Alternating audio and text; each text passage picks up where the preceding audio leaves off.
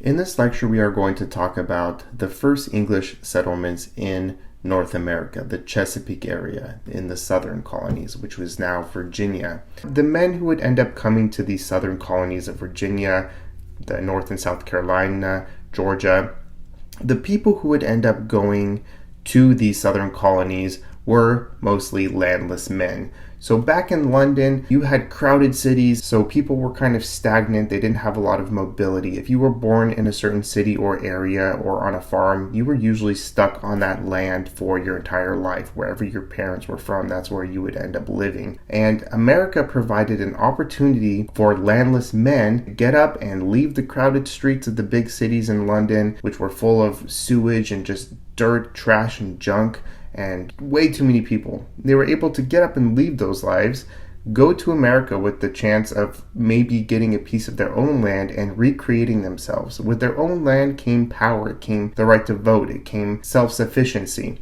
And elites in London and across Europe saw landless men as dangerous. Landless men were trouble. They didn't have jobs, so what are they going to do? They might get up to trouble. They might become criminals. They might rob somebody. They might decide one day that they're collectively sick of being poor and living in the dirt or not having adequate housing, and then rising up in a mob and attacking the wealthy and trying to redistribute wealth. The wealthy elites in Europe were always afraid of the mobs rising up and causing trouble. So America was this easy thing. We can pick these people up and send them off. Some people were forcibly sent to America. Some people went on their own to find new opportunity. The English were also very concerned with, quote unquote, liberating the New World from Spanish oppression. So there was this idea, this black legend, that Spain was especially cruel to the Native Americans living in the quote unquote New World. They were torturing them, which is all true. They were very horrific to the Native Americans,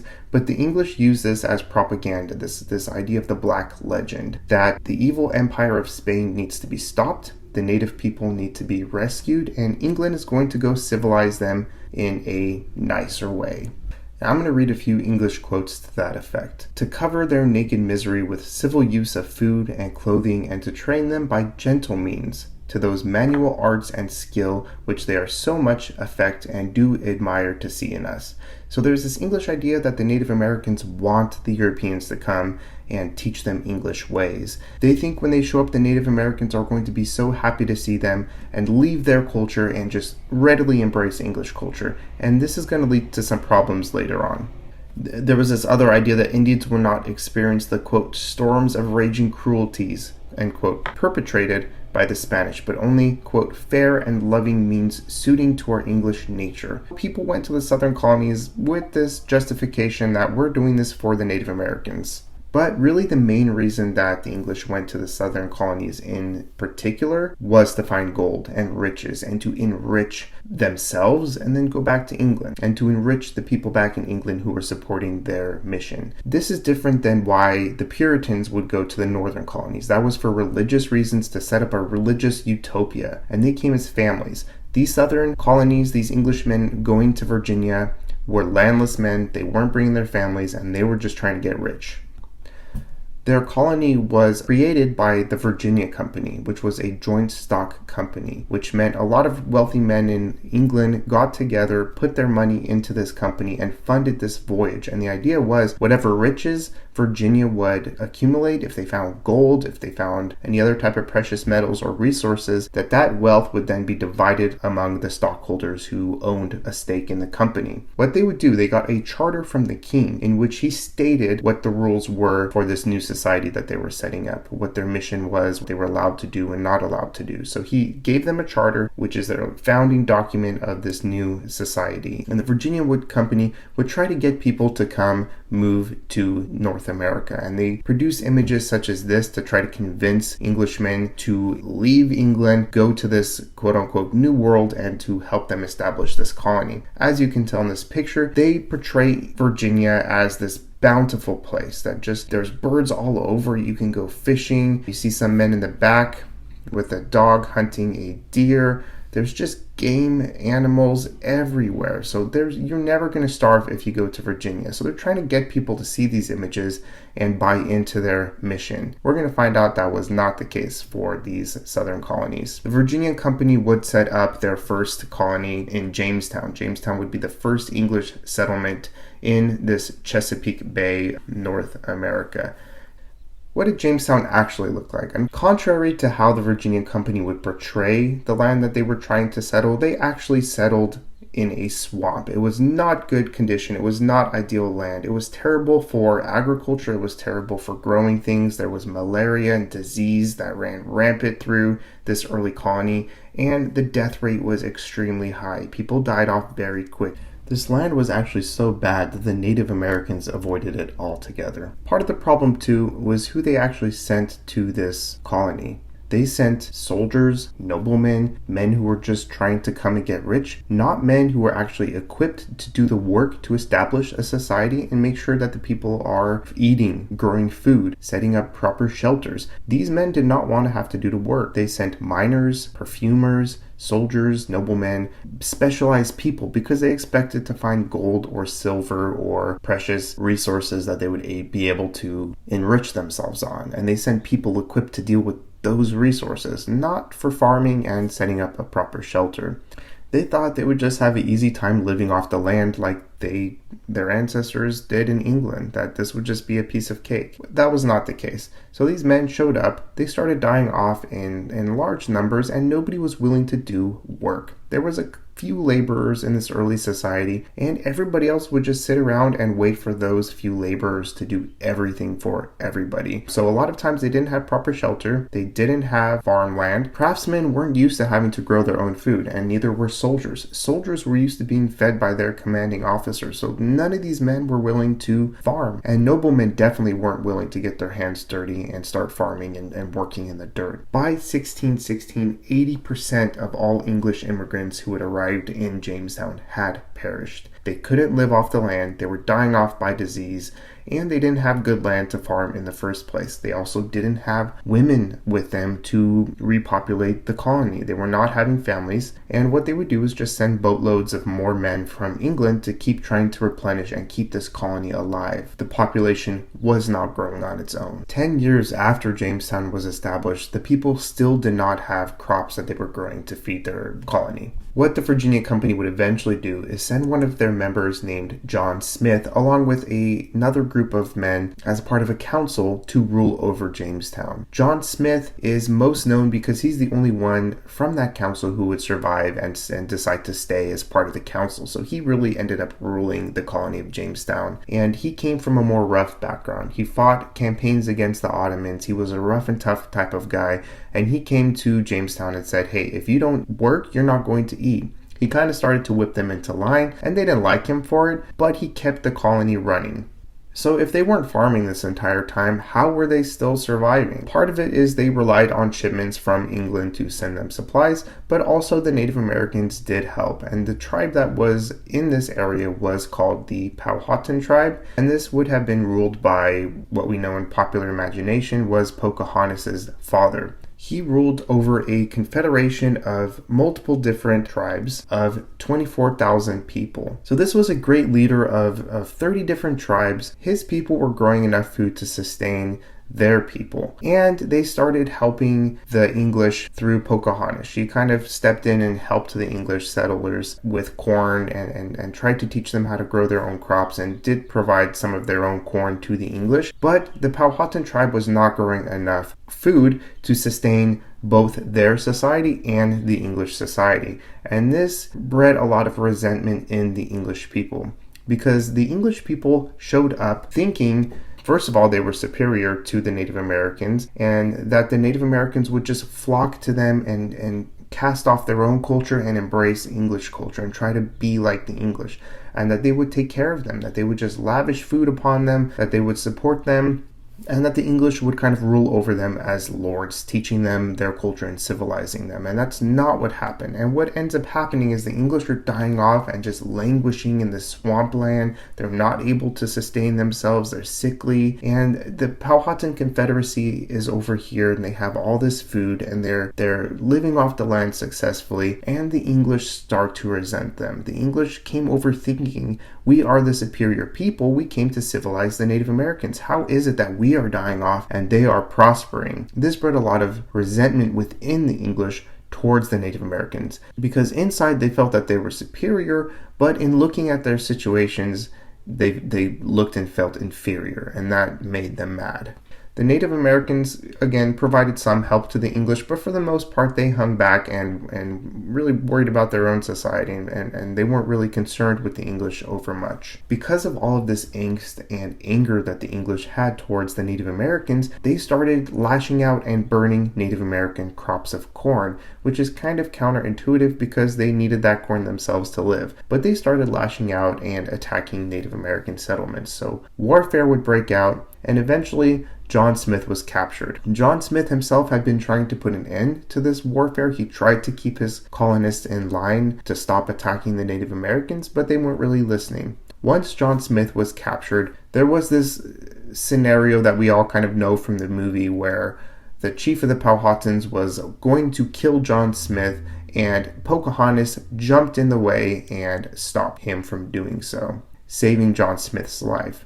In popular imagination, people say, well, Pocahontas must be in love with John Smith, and must have been why. But historians really think that this was an elaborate ceremony to either show that John Smith was becoming part of the Powhatan tribe as like a vassal to Chief Powhatan, or it was a way to show Powhatan's power over John Smith, showing I can kill you, but I'm sparing your life in front of all of these people. You owe me and you are subservient to me. Basically, if Powhatan would withdraw their support of the English, John Smith and all of his people would just wither away and die. So he was really trying to show those power dynamics. Eventually, John Smith would get hurt in Virginia, and he would have to leave back to England. Once this happens, the English start raiding the Powhatan tribes again, and warfare ensues. Pocahontas would be captured and married off to an Englishman and sent to England, where she was paraded around wearing English clothes as kind of this symbol. She's kind of depicted in a similar way that Queen Elizabeth is usually depicted.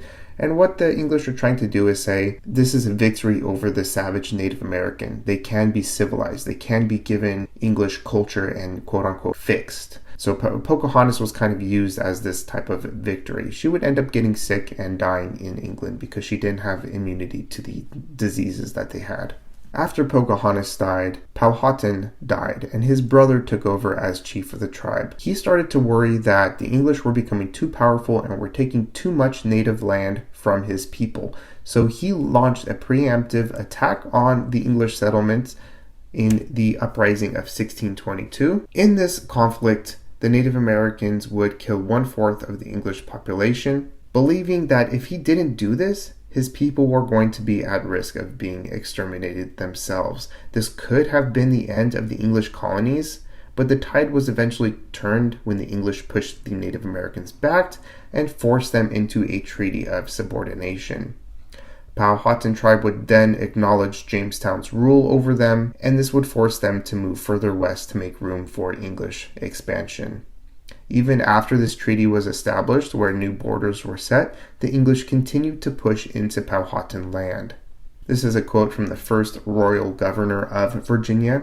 "Our first work is the expulsion of the savages to gain free range of the country, for it is infinitely better to have no heathen among us, who at best were but thorns on our side, than to be at peace and league with them." The early peace that the English had with the Native Americans was really based on self-fulfillment, that they needed the Native Americans to survive, and once they didn't, they started to push them out. And the population of Native Americans dramatically started to decline from this conflict and from disease. King James I of England would eventually take away the Virginia Company's charter from them, and make Virginia a royal colony, directly controlled by the crown. He did this because he was upset that the company and the colonists were making so much warfare with the Native Americans, and he saw that as troublesome for himself, and he took their charter away and assumed control of Virginia, making it now a royal colony. Between 1607 and 1669, the Native American population of the region went from those 24,000 people in the Powhatan tribe to only 2,000, and that's in 62 years. Now, what did the southern colonies look like once they were established and once they became royal colonies? Well, as opposed to the northern colonies, where we talked about the Puritan families who came over and created small towns together that were really centered on a church, the southern colonies were based on a plantation economy, a plantation system.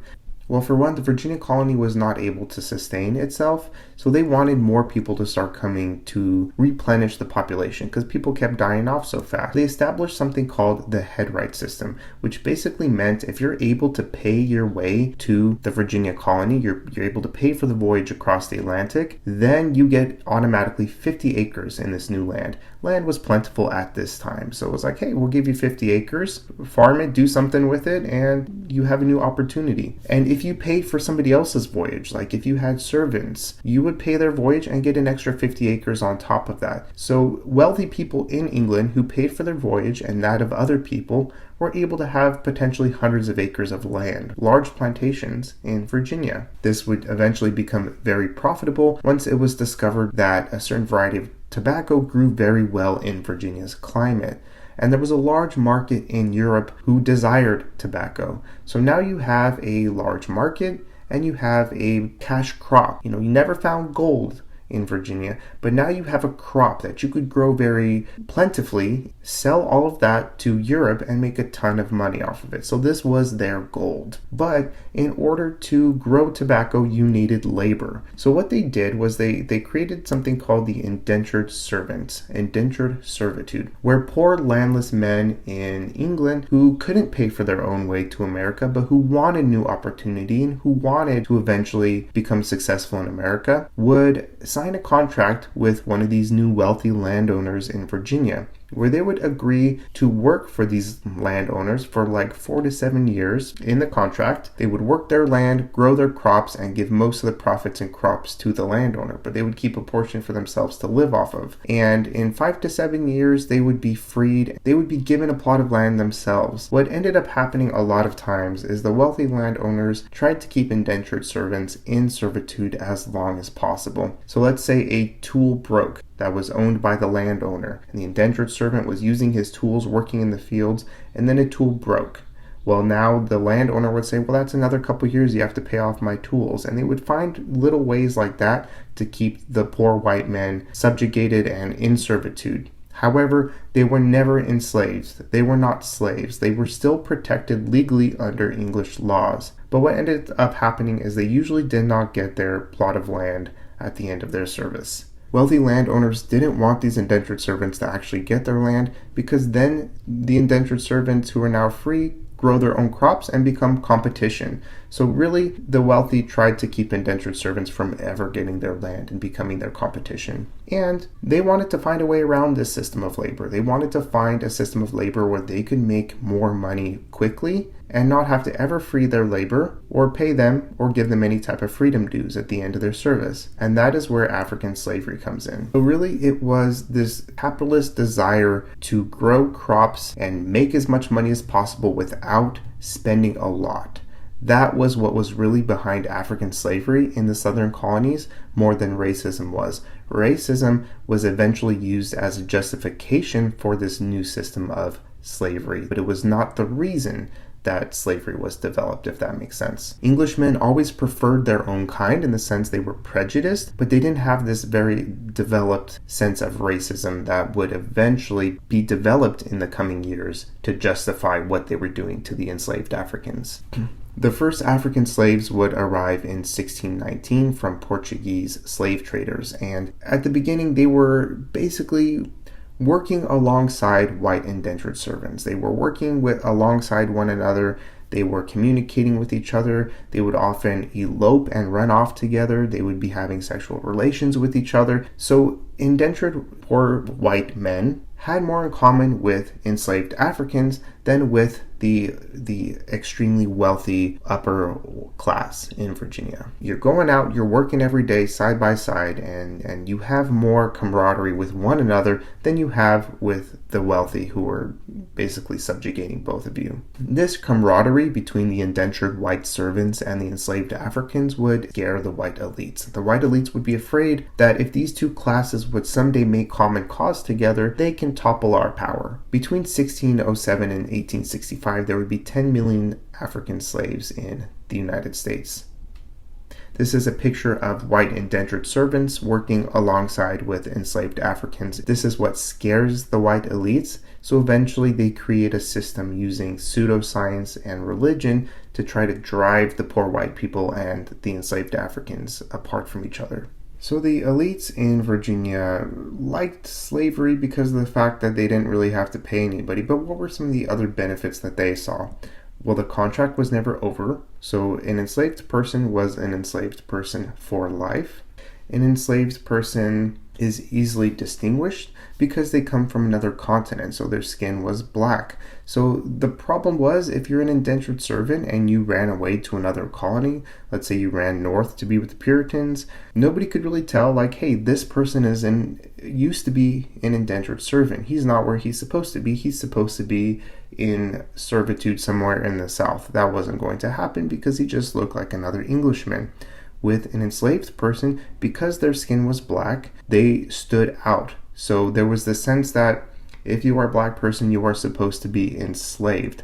And if you were a black person who was free in another colony, they would look at you and say, hey, are you where you're supposed to be? You stuck out from Englishmen. So it was easy to find runaway slaves when they left the plantations. That was another what they considered to be a benefit. They also weren't English. So indentured servants didn't have full rights, but they were still protected under English law. So a wealthy landowner couldn't do whatever he wanted to an indentured servant. They were English citizens. However, enslaved Africans were from another continent and they were not protected under English law. So a new set of laws had to be written for enslaved Africans. And those laws could be whatever the Virginian elite wanted them to be.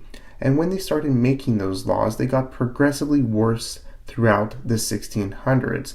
So whereas in the beginning, you could quote unquote accidentally kill your slave in the process of punishing them, and then eventually it became legal for you to kill your slave, then you were compensated for killing your slave in case you had to, and then a sheriff or somebody else could legally kill your slave and you would be compensated for it. These laws would also establish a society in which the children of every black woman would become enslaved. So that made slavery hereditary, which it wasn't before throughout history. Slavery was based on one's own condition. It wasn't based on your color or your family. But now slavery was based on the condition of the mother. So every female enslaved person who had a kid, they would be enslaved. This also basically legalized it for white plantation owners to rape their own slaves. And if they had any question, well, is my child from this rape free or not? These laws stipulated that no. If the mother was black, then whatever offspring comes from her is not, in fact, free. They are automatically enslaved, even if the father is the white, wealthy landowner. And this would happen very commonly even with our founding fathers, Thomas Jefferson. And you could see in these new set of laws that the Virginians create for their slaves, as the years go on and more enslaved Africans are introduced to the society, the population increases, the laws become more and more strict because the white landowners in the South were afraid. They started to worry that there was just one white family on a large plantation surrounded by people that they were subjugating, hundreds potentially of enslaved Africans. So they started to worry and they started to create their laws more and more strict so that they would make sure their enslaved populations never tried to escape or rise up or kill them or revolt in any type of way. One particular rebellion highlighted this angst that the white elite were feeling about the poor white people and the enslaved black people finding common cause with one another. There was a governor, William Berkeley of Virginia, who was not letting the poor whites spread west. He was afraid they would cause conflict with the Native Americans, so he basically told them, stop going into Native American lands, stop pressing westwards, and stay where you are. He also just didn't like poor white people. In this quote, how miserable that man is that governs a people where 6 parts of 7 at least are poor, indebted, discontented, and armed. So he didn't like the poor population. He was friends with the wealthy landowners. And a man named Nathaniel Bacon started this rebellion with poor white people against the governor, trying to get the rights to spread into Native American lands and obtain land for themselves. They viewed the governor not letting them spread west as inhibiting their own freedom to get a chance at having their own land. But in this rebellion, enslaved Africans would also fight alongside the poor white people. This scared the white elites, and they started to fear that in the future more revolts like this would happen, where the poor white and enslaved Africans would find common cause with one another against the white elites, and that would be a challenge to their power. So especially after this rebellion in 1675, the Virginia laws for the slaves became especially harsh against them. Bacon's rebellion would eventually be crushed.